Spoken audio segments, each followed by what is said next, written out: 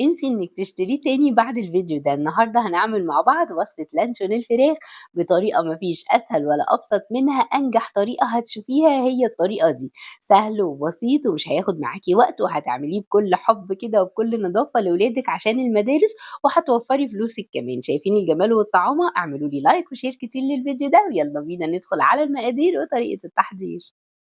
بسم الله. أول حاجة كده معايا نص كيلو من البانيه، غسلته طبعا كويس جدا وصفيته كويس جدا، المهم ما يكونش فيه مية، وقطعته قطع صغيرة بالشكل ده عشان أحطه في الكبة. وأي حتة بيضة كده كانت موجودة طبعا لازم أستغنى عنها. معايا شوية بهارات عبارة عن إيه، مكعب مرق، معلقة صغيرة من الفلفل الأسود، من بصل بودر، توم بودر، بابريكا، وكمان بهارات فراخ. بس كده بس كده. هضيف هنا بقى إضافة هتخلي طعمه حلو جدا، دي بهارات البطاطس الباكت اللي بيتباع ده، لو مش موجودة تقدري تستغني عنها. نص كوباية من النشا، وبيضة واحدة بس. وهبتدي اخلط بقى الكلام ده كله كويس جدا مع بعض لحد ما الفراخ تتفرم وتبقى طرية معايا وناعمة جدا.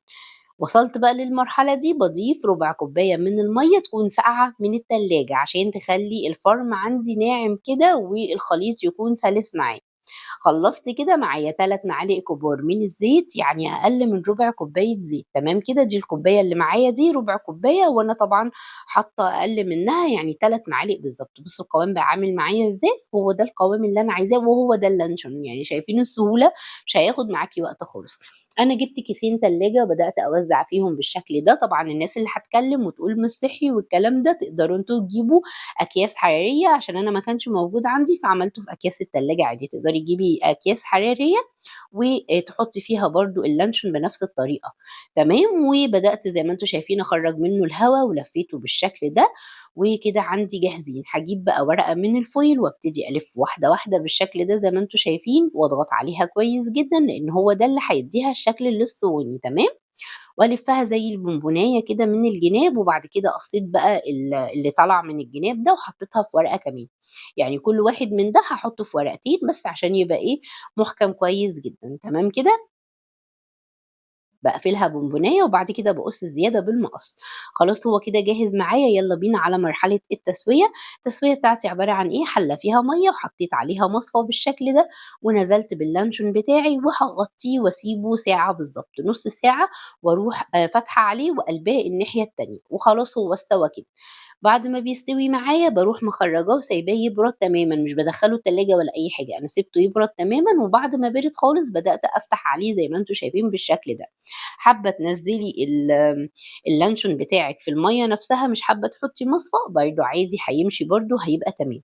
بس أنا باقول إيه، زيادة تأكيد عشان ما يدخلّوش أي مَيّة. بُصّوا بقى عامل إزاي، كده بقى تمام معايا خالص. وبُصّوا متماسك إزاي، هو خلاص برد معايا وأنا ما دخّلتوش التلاجة ولا أي حاجة.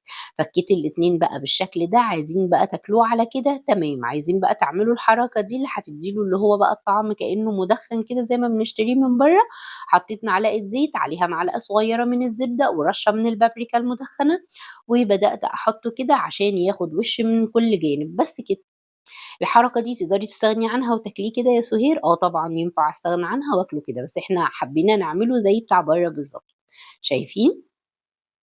أفضل أقلِّب فيه بقى كده شوية وكده شوية لحد ما ياخد معايا اللون الحلو ده زي ما أنتم شايفين. بعد ما بيخرج كده باسيبه يهدى ويبرد. أنا والله ما دخّلته التلاجة قطّعته على طول. بُصّوا قد إيه متماسك، كمان لو دخل التلاجة قبل ما تقطّعيه هيبقى متماسك أكتر من كده.